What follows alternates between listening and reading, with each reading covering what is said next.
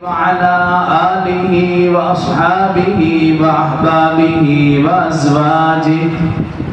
وأزواجه وذرياته وأهل بيته أجمعين وسلم تسليما كثيرا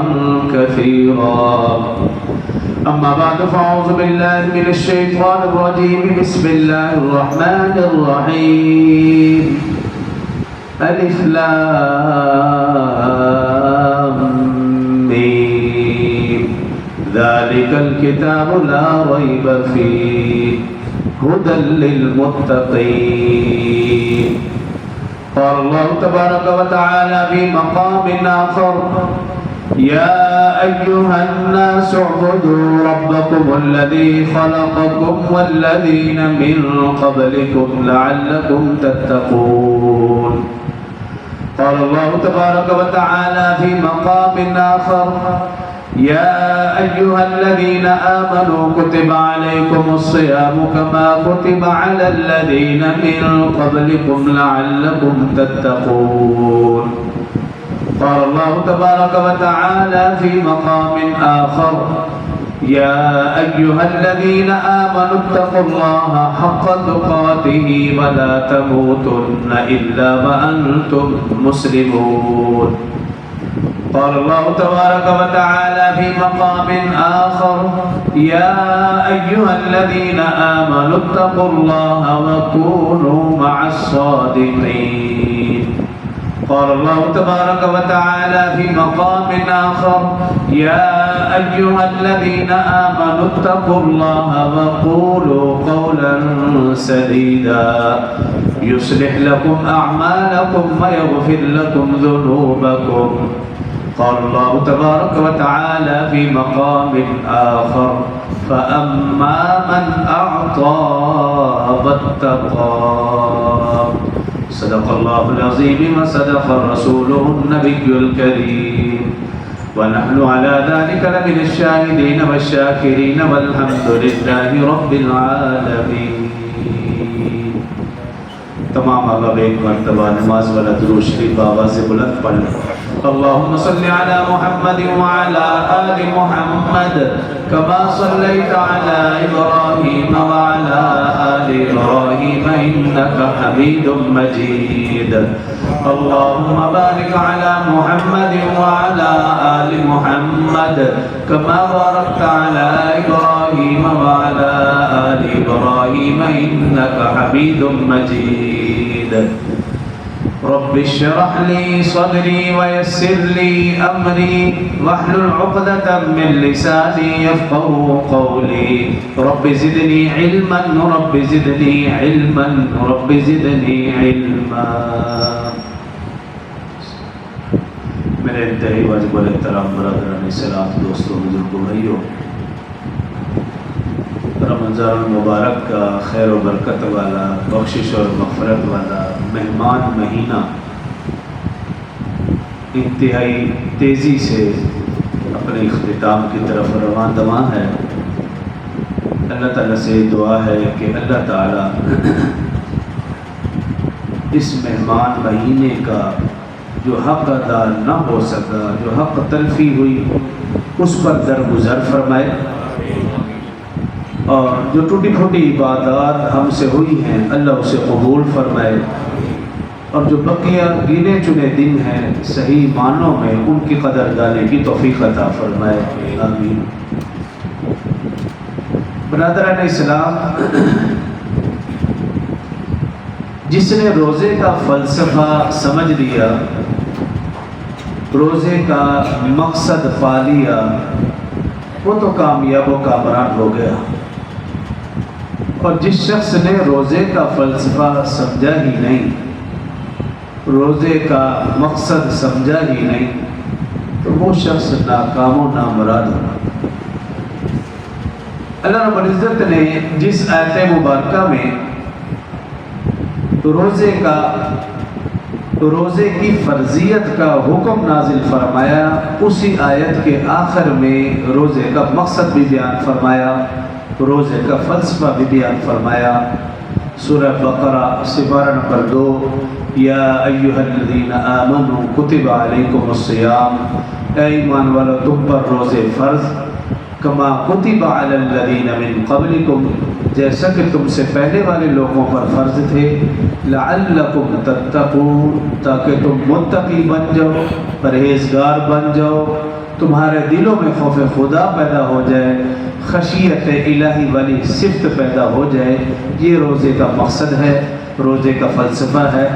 آج کے مختصر سے خطبہ میں روزے کا مقصد، روزے کا فلسفہ قرآن و حدیث کی روشنی میں اور صحابہ کرام کی زندگی میں سے چند اہم چیدہ واقعات آپ کے سامنے گوش گزار کروں گا۔ محترم سامعین، قرآن پاک کے اندر 236 سے زیادہ آیات مبارکہ ایسی ہیں جن میں اللہ رب العزت نے تقوی کا ذکر فرمایا ہے۔ اب پہلا سپارہ سورہ بقرہ، اس کی پہلی آیت مبارکہ دیکھیں جو تلاوت کی ہے کہ الف لام میم ذالک الکتاب لا ریب فیہ۔ اللہ فرمانے اس قرآن میں کسی بھی قسم کا کوئی شک و شبہ نہیں، گنجائش بھی نہیں، ہاں ھدی للمتقین۔ اس قرآن سے، اس کتاب سے، اس کلام سے صحیح معنوں میں وہ فائدہ اٹھائیں گے جو متقی ہوں گے، ھدی للمتقین۔ یہ پہلے سپارہ سورہ بقرہ پہلی آیت ہے،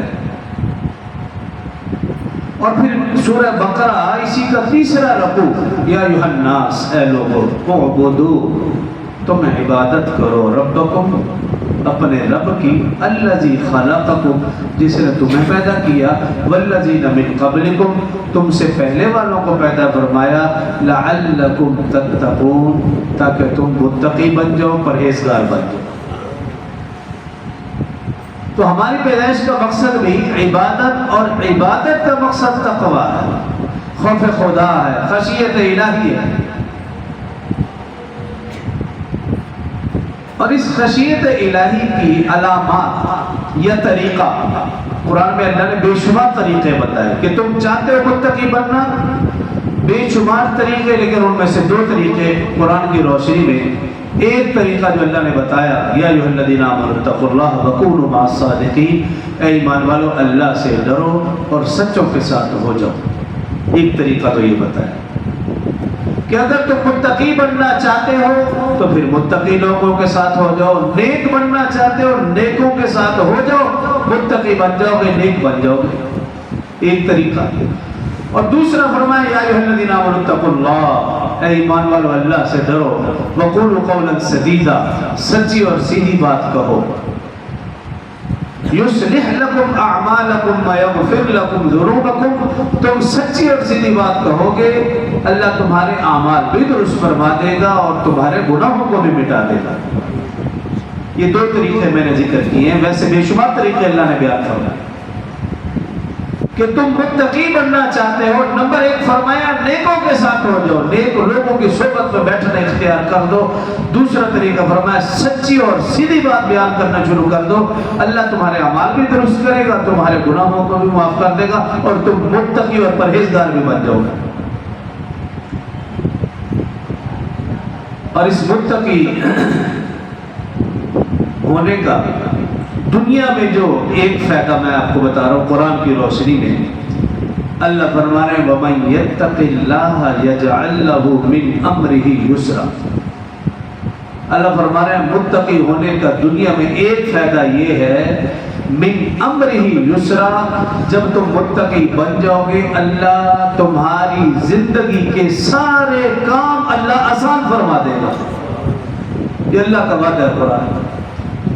ایک فائدہ دنیا میں، اور پھر دوسری آیت میں اللہ فرماتا ہے الذین آمنوا وکانوا یتقون لہم البشریٰ فی الحیات الدنیا وفی الآخرہ، تم میں سے جو ایمان لائے گا اور تقوی اختیار کرے گا اس کے لیے دنیا میں بھی خوشخبری ہے اور آخرت میں بھی اس کے لیے خوشخبری ہے۔ دنیا اور آخرت دونوں میں انعامات ہی انعامات ہیں، اور مرتے وقت اس کا کیا فائدہ ہے؟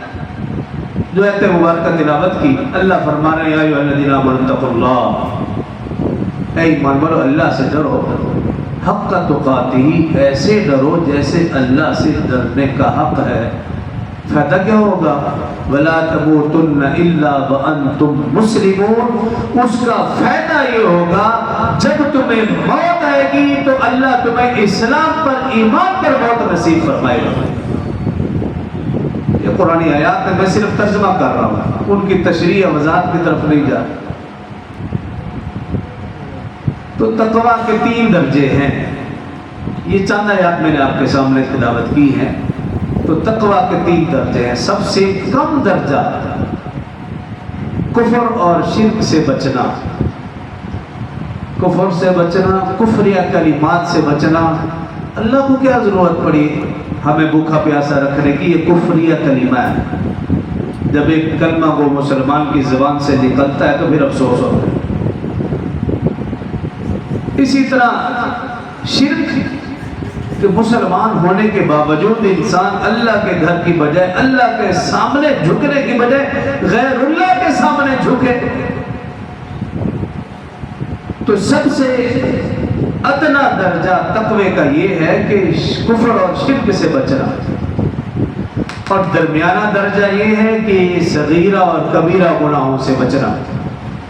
سب سے اعلیٰ درجہ یہ ہے کہ انسان ہر حال اور ہر لحظہ اور ہر لمحہ یہ دھیان اور خیال رہے کہ مجھے میرا اللہ ہر وقت دیکھ رہا ہے۔ یہ تقوی کا سب سے اعلیٰ اور بڑا درجہ ہے۔ یہ 3 درجے۔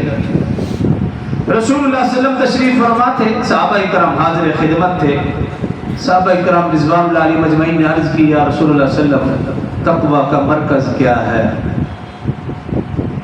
آقا صلی اللہ علیہ وسلم نے اپنے دل کی طرف انگلی سے اشارہ کیا اور فرمایا اے میرے صحابہ، تقوی کا مرکز دل ہے، تقوی کا مرکز دل ہے، تقوی کا مرکز دل ہے۔ پھر ایک صحابی نے عرض کی یا رسول اللہ صلی اللہ علیہ وسلم پھر یہ بھی بتا دیجئے حقیقی متقی کون ہے؟ صحیح معنوں میں اللہ سے ڈرنے والا کون ہے؟ آقا صلی اللہ علیہ وسلم نے فرمایا صحیح معنوں میں متقی وہ ہے جو جہاں کہیں بھی ہو وہ اللہ سے ڈرے، خلوت میں ہو، جلوت میں ہو، تنہائی میں ہو، مجمع میں ہو، لوگوں کے سامنے ہو، گھر میں ہو، فیکٹری میں ہو، جہاں کہیں بھی ہو وہ اللہ سے ڈرے۔ فرمایا یہ حقیقی متقی۔ پھر ایک صحابی نے عرض کیا رسول اللہ صلی اللہ علیہ وسلم جنت میں سب سے زیادہ لے جانے والے اعمال کون سے؟ آقا صلی اللہ علیہ وسلم نے 2 اعمال کا تذکرہ فرمایا۔ فرمایا ایک تو متقی اور دوسرا اچھے اخلاق والا۔ فرمایا یہ سب سے زیادہ جنت میں جانے والے 2 لوگ ہوں گے جو سب سے زیادہ اللہ سے ڈرتے ہوں گے اور جن کے اخلاق سب سے زیادہ اچھے ہوں گے۔ حضرت علی المرتضیٰ رضی اللہ عنہ تقوی کے متعلق فرماتے ہیں کہ تقوی یہ ہے معصیت پر اصرار نہ کرنا اور اپنی عبادت پر ناز نہ کرنا۔ معصیت گناہ، اس پر اصرار نہ کرنا۔ دیکھتے ہیں ہم کہ بعض لوگ کو گناہ ہی نہیں سمجھتے۔ وہ کہتے ہیں میچ دیکھنا کون سا گناہ ہے، داڑھی کٹوانا کون سا گناہ ہے، ٹی وی دیکھنا کون سا گناہ ہے، کسی کا حق مارنا کون سا گناہ ہے، حلال حرام کی تمیز نہ کرنا کون سا گناہ۔ وہ اس گناہ کو بد نظری کہتے ہیں یہ کون سا گناہ ہے۔ جو گناہ کو گناہ ہی نہ سمجھے اس کو اللہ توبہ کی توفیق دیتے ہی نہیں۔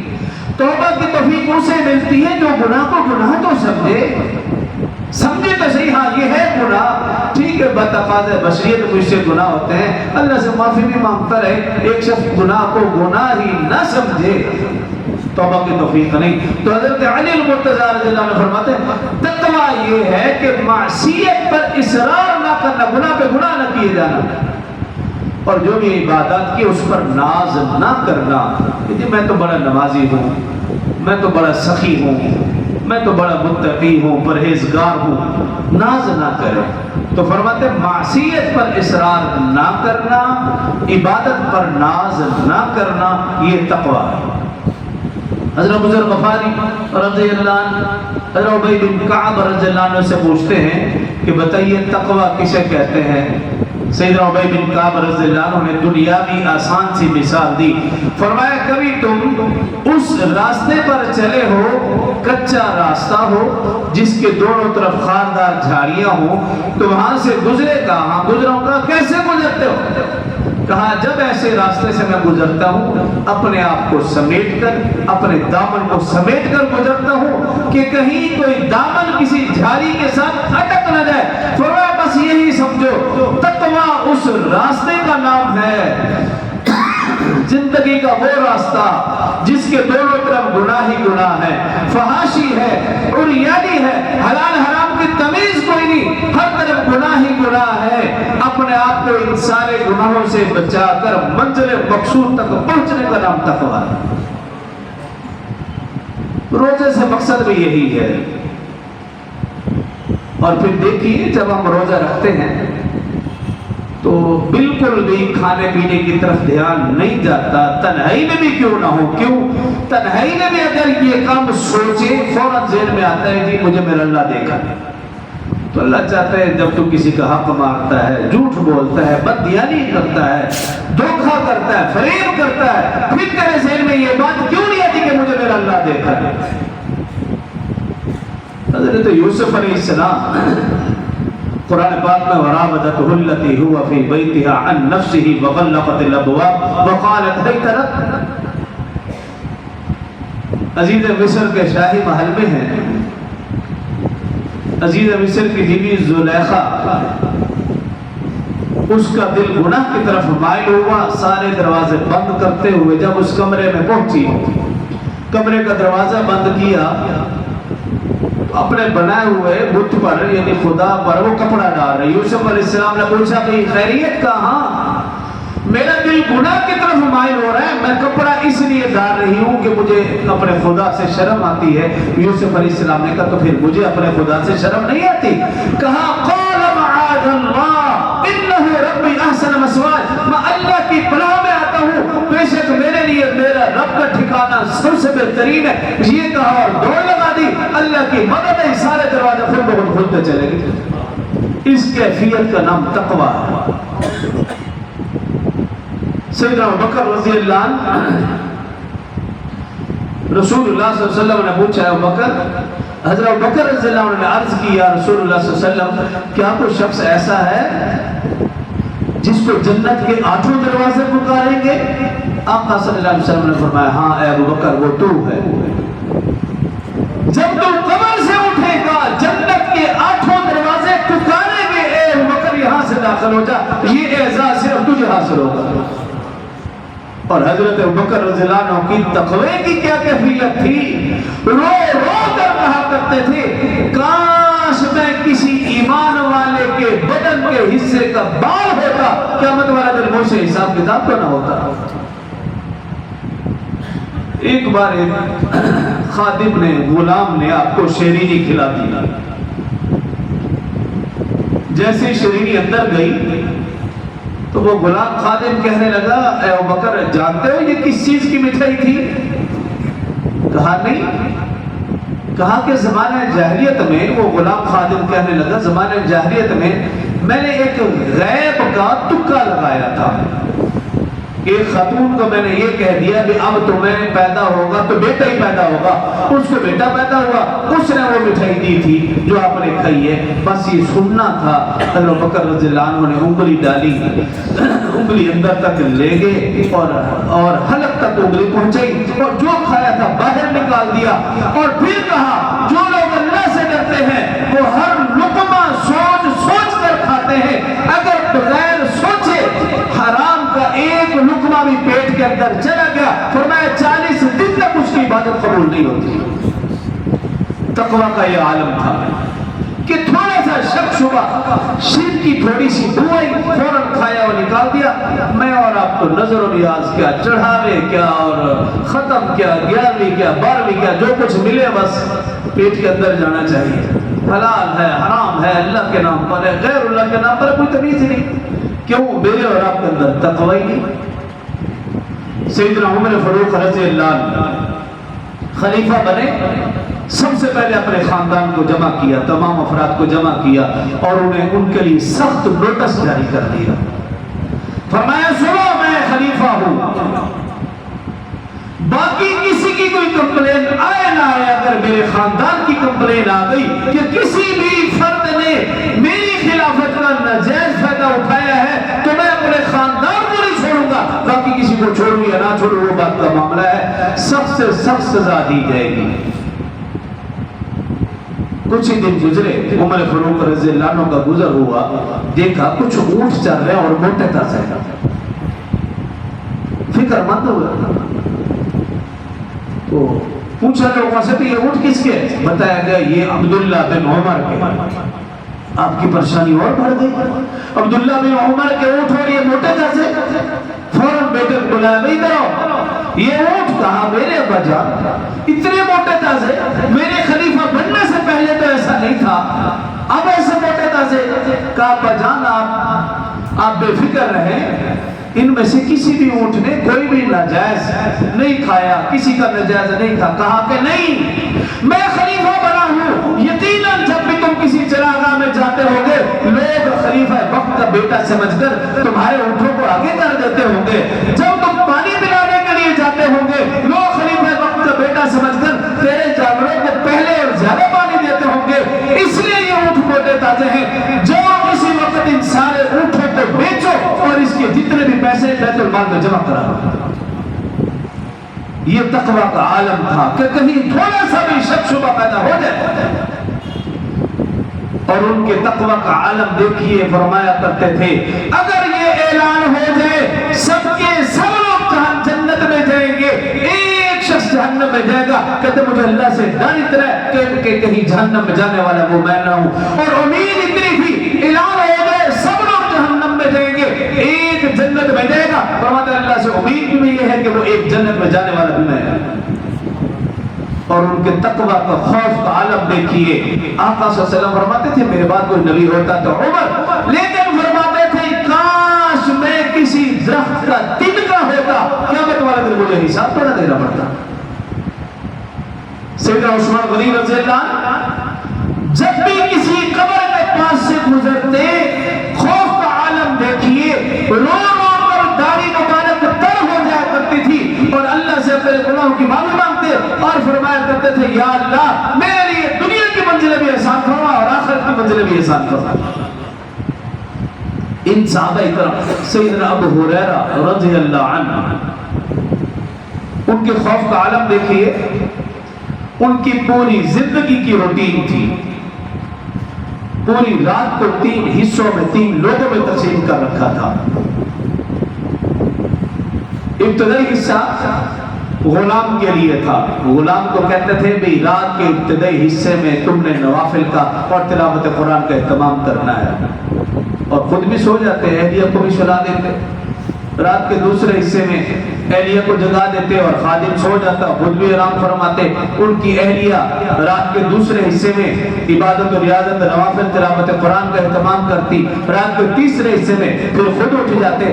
خوف خدا کا عالم یہ تھا کہ پوری کی پوری زندگی پوری رات حضرت ابو ہریرہ رضی اللہ عنہ کے گھر میں عبادت کا سما رہتا تھا، کوئی رات ایسی نہیں گزری کہ حضرت ابو ہریرہ کے گھر میں کوئی سویا ہوا مل جائے، کوئی رات کے کوئی نہ کوئی عبادت میں لگا رہتا تھا۔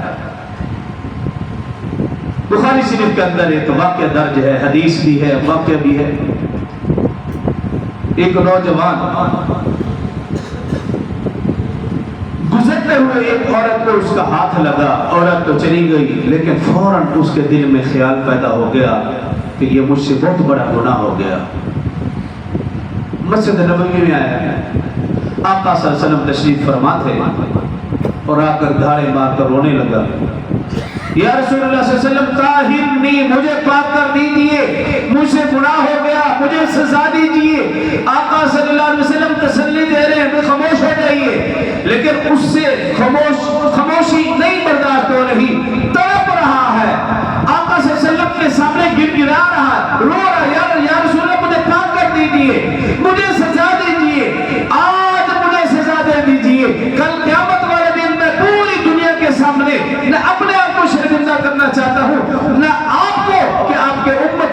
گناہ کیا تھا، آقا صلی اللہ علیہ وسلم نے اسے پھر تسلی دی، لیکن تڑپ رہا ہے، خاموش بھی نہیں ہو رہا، یہاں تک کہ نماز کا وقت ہو گیا۔ آقا صلی اللہ علیہ وسلم نے فرمایا کہ نماز پڑھیے۔ نماز پڑھانے کے بعد پھر آقا صلی اللہ علیہ وسلم خدمت میں حاضر ہوا، عرض کیا رسول اللہ صلی اللہ علیہ وسلم مجھے پاک کر دیجئے۔ آقا صلی اللہ علیہ وسلم نے فرمایا تم نے نماز پڑھی؟ کہا ہاں۔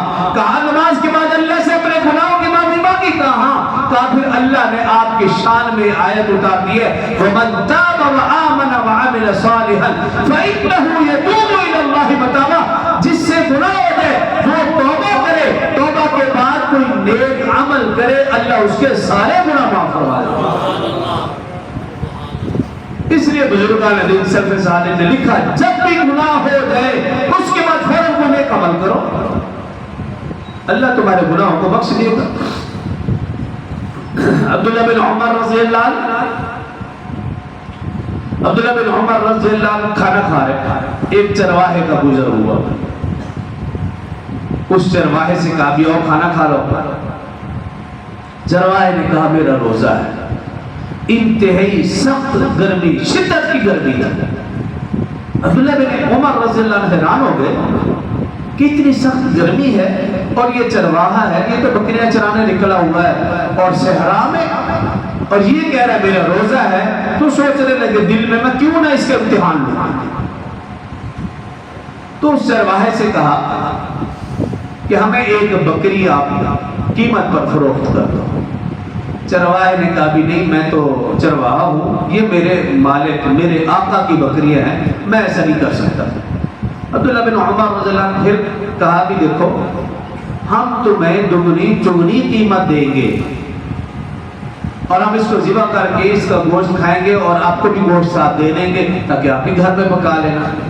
بس یہ سننا تھا، اس چرواہے کی زبان سے نکلا این اللہ این اللہ، پھر مجھے بتاؤ اللہ کہاں ہے؟ یہ تو میرے مالک کی بکریاں ہیں، اگر میں اس امانت میں خیانت کروں گا ٹھیک ہے، میں جھوٹ بھی بول دوں کہ بھیڑیا کھا گیا تھا، لیکن بتاؤ این اللہ این اللہ، اللہ کہاں ہے؟ یہ کہتا ہے وہ چرواہا بکریوں کو لے کر چلا گیا۔ عبداللہ بن عمر پر اتنا اثر ہوا، کھانا کھاتے ہوئے چھوڑ دیا، وہاں سے اٹھے مدینہ آئے، اس چرواہے کے مالک کے پاس ہے، اس مالک کو قیمت دی، پیسے دیے، وہ چرواہا بھی خرید لیا، اس کی بکریاں بھی خرید لی۔ جب چرواہا شام کو واپس آیا اس کے مالک رہے گا اب تمہارا مالک عبداللہ بن عمر ہے۔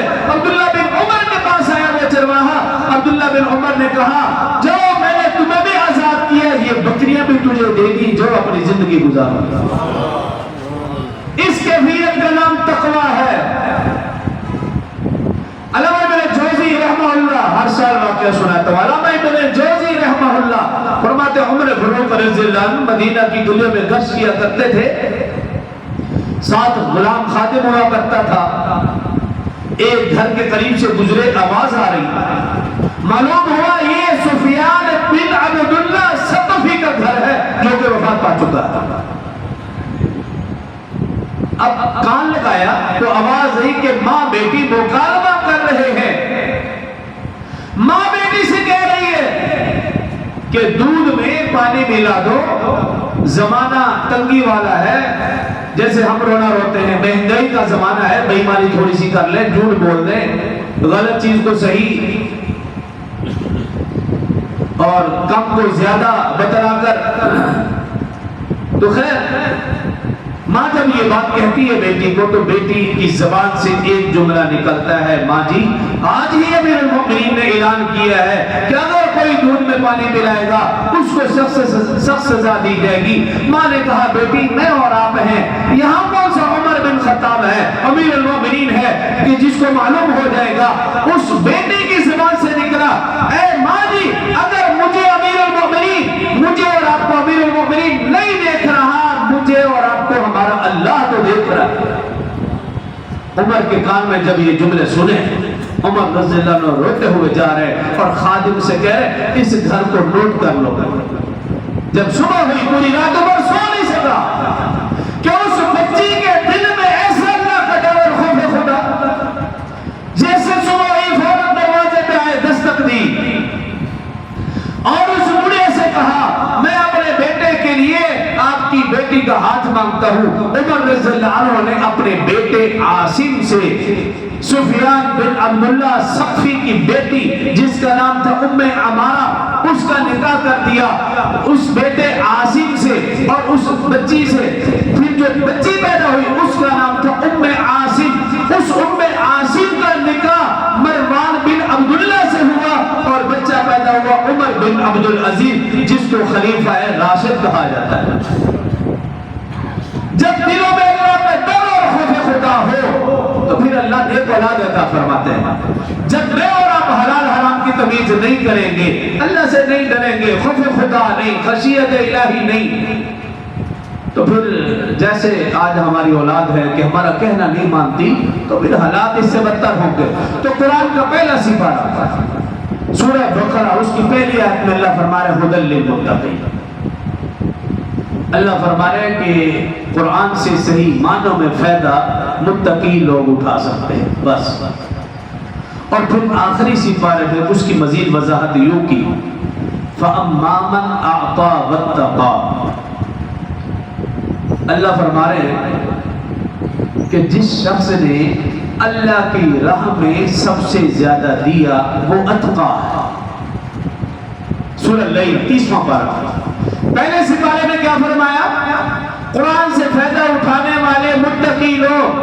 آخری سپارے میں فرمایا سب سے بڑا متقی وہ ہے جس نے اللہ کی راہ میں سب سے زیادہ مال دیا۔ تمام مفسرین نے لکھا اس آیت میں اتقا کا لقب سیدنا ابوبکر صدیق رضی اللہ عنہ کے لیے ہے۔ اللہ رب العزت نے انہیں متقی نہیں کہا، اتقا کہا کہ اس امت میں سب سے زیادہ اللہ کا خوف جس کے دل میں ہے وہ سیدنا ابوبکر رضی اللہ عنہ۔ اور اس کی وجہ یہ لکھی کہ انہوں نے رسول اللہ صلی اللہ علیہ وسلم پر اپنا سب کچھ قربان کر دیا تھا، دین اسلام کے لیے اپنا سب کچھ قربان کر دیا تھا۔ جب بھی ضرورت پڑی جہاد کے لیے ضرورت پڑی، جب بھی ضرورت پڑی مسجد نبوی کے لیے ضرورت پڑی، تاریخ اس بات کی گواہ ہے، احادیث مبارکہ گواہ ہے، جب مسجد نبوی کو تعمیر کرنے کی ضرورت پڑی یہ جگہ سہل سہیل 2 یتیم بچوں کی تھی، حضرت ابوبکر صدیق رضی اللہ عنہ نے ان 2 یتیم بچوں کو ان کی مطابق دگنی چگنی قیمت دی اور اس جگہ کو وقف کیا۔ قیامت تک جتنے لوگ مسجد نبوی میں نماز ادا کریں گے پہلے ثواب ابوبکر کے کھاتے میں پھر دوسروں کے کھاتے میں۔ تو اللہ رب العزت نے اس شخص کو اتقا کہا کہ جس نے اللہ کی راہ میں سب سے زیادہ مال خرچ کیا۔ اس لیے فرمایا من بنا للہ مسجدا فبناه، جو شخص ایک اینٹ اللہ کی راہ میں مسجد میں لگا دے، ایک اینٹ سے مراد آپ کچھ بھی لے لو، چھوٹی سے چھوٹی چیز بھی اللہ کی راہ میں اللہ کی مسجد میں لگاتا ہے، فرمایا جب تک وہ چیز لگی رہے گی قیامت تک اس کے نام اعمال میں ثواب لکھا جاتا رہے گا۔ ہر سال کوئی نہ کوئی تقاضا آتا ہے، اس سال بھی ایک تقاضا ہے، اور وہ تقاضا یہ ہے کہ آپ جانتے ہیں کہ پہلے اے سی لگے ہوئے تھے اور وہ اے سی پچھلا پورا سال کافی انہوں نے تنگ کیا، پریشان کیا، اس کی وجہ سے کافی لائٹیں ہماری خراب ہو گئی۔ کئی دفعہ بجلی کو ٹھیک کرنے کی بھی کوشش کی لیکن معاملہ ٹھیک نہ ہوا۔ تو اب آپ کے سامنے ہے معاملہ کہ 4 اے سیوں کو بدلا جا رہا ہے، 2 اے سی آپ کے سامنے